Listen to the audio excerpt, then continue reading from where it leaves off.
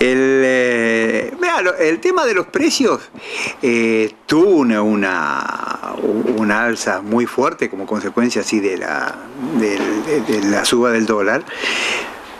Pero si se mantiene esta restricción que se ha convenido con el Fondo Monetario, de por un lado no reducir el déficit del Estado y por el otro lado no emitir moneda para pagar los gastos del Estado, y los precios van a tender a bajar, van a tender a bajar a lo que bajó el dólar, ¿no? Uh-huh.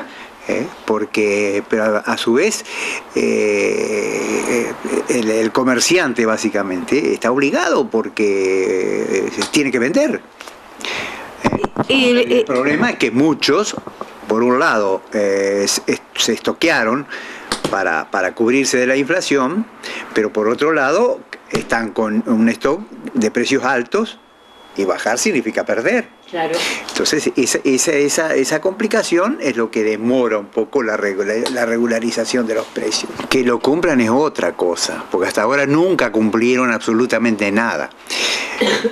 Es una medida que le impide a los políticos usar la maquinita para financiar los gastos que ellos no deciden bajar, los gastos del Estado. Y que es lo que termina generando eso que conocemos como inflación. O sea que si usamos la maquinita producimos inflación. Esto, a ver, para alguien que no entiende nada de economía como yo. Si usamos la maquinita producimos inflación, pero si no usamos la maquinita producimos recesión. Bueno, pero las dos cosas se van a producir de una manera o de otra. La recesión es por el parate de la actividad económica, sí. Pero si emitís moneda para sostener los gastos del Estado, estás generando también recesión. Y lo peor de todo, estás perjudicando cada vez al que menos tiene, cada vez más al que menos tiene.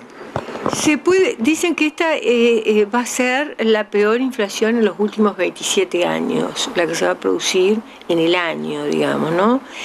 ¿Se puede ir a una hiperinflación como ya vivimos en la época de Alfonsín, donde un precio teníamos a la mañana y otro a la tarde? Depende de los políticos, depende de los políticos. Los que administran la nación es la dirigencia política, los tres gobiernos del Estado, porque siempre hablamos del gobierno como si fuera el Poder Ejecutivo. No, la República tiene tres gobiernos. Sí. Y bueno, esos tres gobiernos son los que administran la República. Si no tienen la capacidad de administrar bien, como normalmente ha sucedido en la Argentina en los últimos 80 años, se terminan violando los contratos que se han escrito y se termina rompiendo todo, y ese riesgo siempre existe.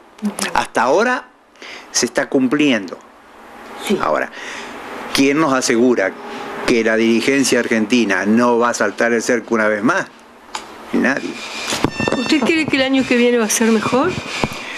Depende de la dirigencia política argentina. Lamentablemente estamos viendo que es una pobreza mental tremenda que nos ha empobrecido como país, y que luego lo estamos viendo todos los días, y el gran problema es la inmensa corrupción que hay entre medio, que nos está llevando a un empobrecimiento tremendo.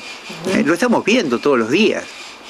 ¿Cómo hacemos para pelear contra la corrupción si tiene un fiscal que está pidiendo la detención de una persona, y esa persona, que maneja un gremio muy importante, Moyano lo voy a nombrar, amenaza con parar el país? ¿Cómo se pelea contra la corrupción así? Y tiene que funcionar la República.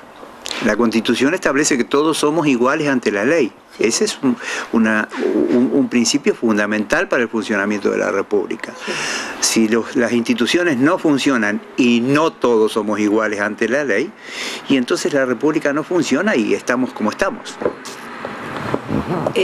¿Tiene esperanzas, por lo menos? Mientras no funcione la República, no. Yo tengo esperanza que en algún momento los argentinos entendamos que la República Argentina tiene que volver a funcionar como funcionó hasta el año 1930 y que nos llevó a ser primer mundo. ¿Y después qué nos pasó? Y después vinieron los golpes de Estado, vino el populismo, Y llegamos a esto, se abandonó la República, se abandonaron sus principios, se abandonó la Constitución y llegamos a esta situación en donde es un caos, donde la corrupción impera, donde el que tiene el poder tiene privilegios y por lo tanto no es igual ante la ley. Y bueno, todo eso causa la destrucción de una nación.